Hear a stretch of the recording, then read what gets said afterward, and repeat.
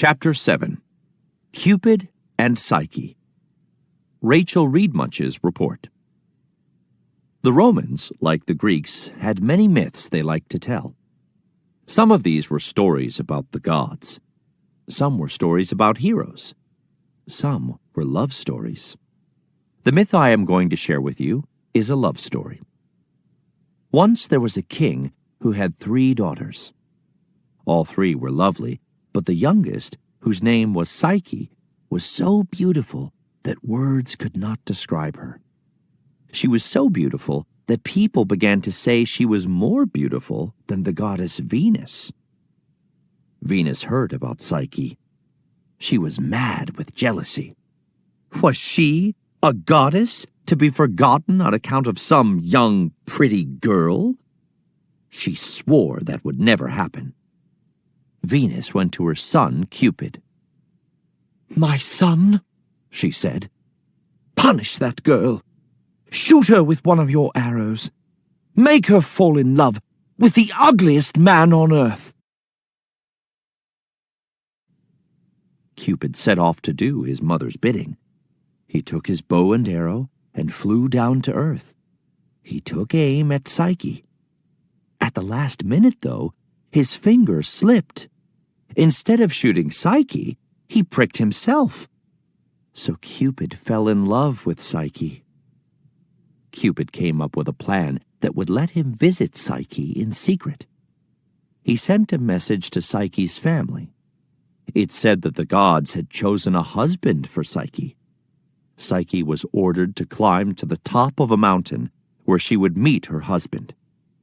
She was also told that her husband was not a man, but a terrible monster. Psyche was brave. She began to climb the mountain. Halfway up, she felt a warm wind surround her. Suddenly, she found herself in a magnificent palace, with fountains and gardens all around. At first, Psyche was alone. When night fell, she lay down on a bed. During the night, Cupid visited her. He told her he was the husband the gods had chosen for her. Cupid stayed all night. He treated Psyche tenderly, but he left before the sun rose.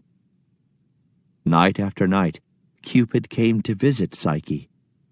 He came only at night, and he always left before the sun rose.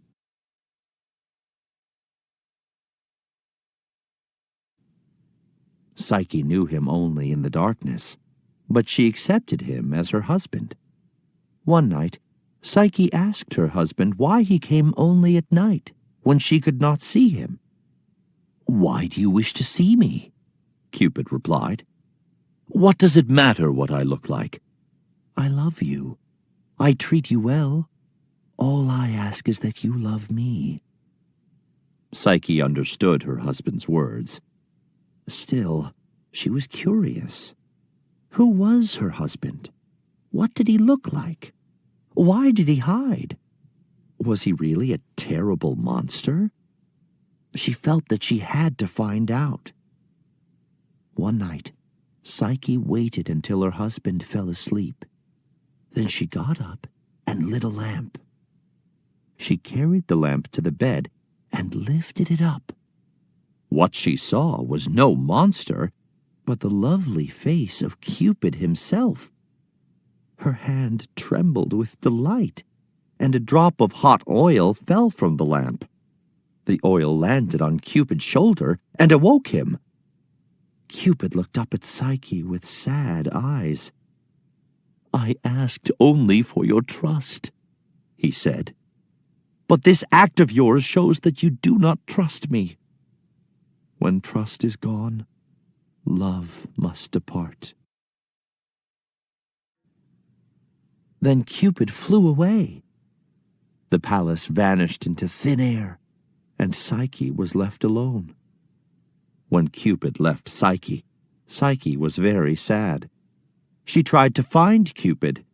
She wandered night and day, but she could not find her lost love. At last, Psyche went to the temple of Venus. She begged the goddess to help her find Cupid. Venus was not eager to help.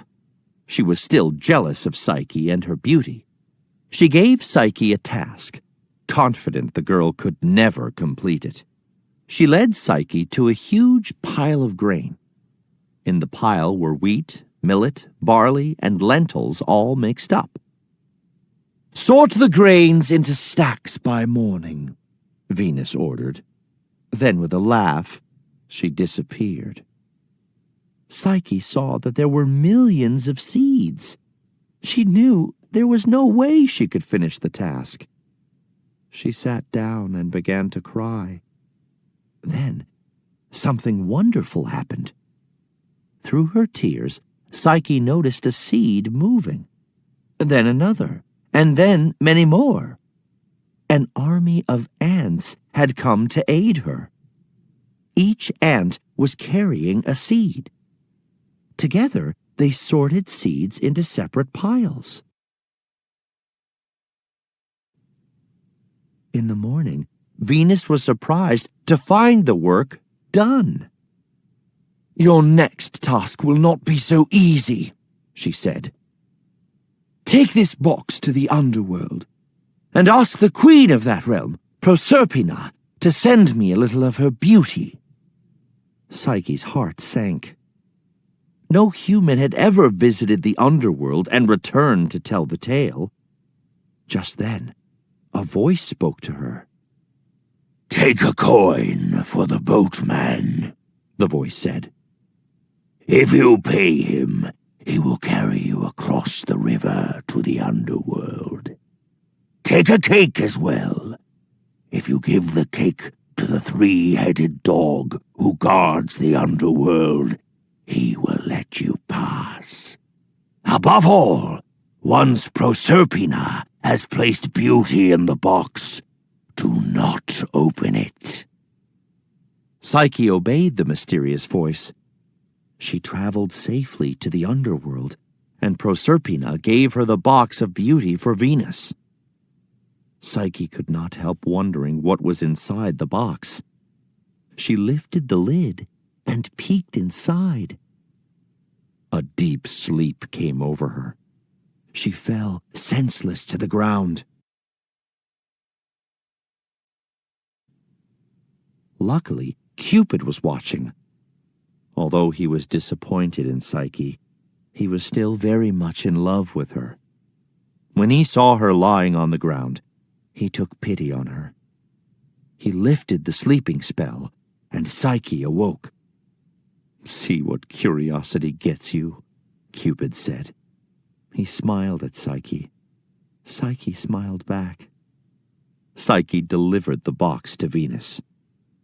Cupid went to Jupiter and begged to marry Psyche with Jupiter's blessing. Jupiter agreed. He allowed Psyche to drink ambrosia, the drink of the gods. Psyche became immortal. So Cupid and Psyche were married and lived happily ever after.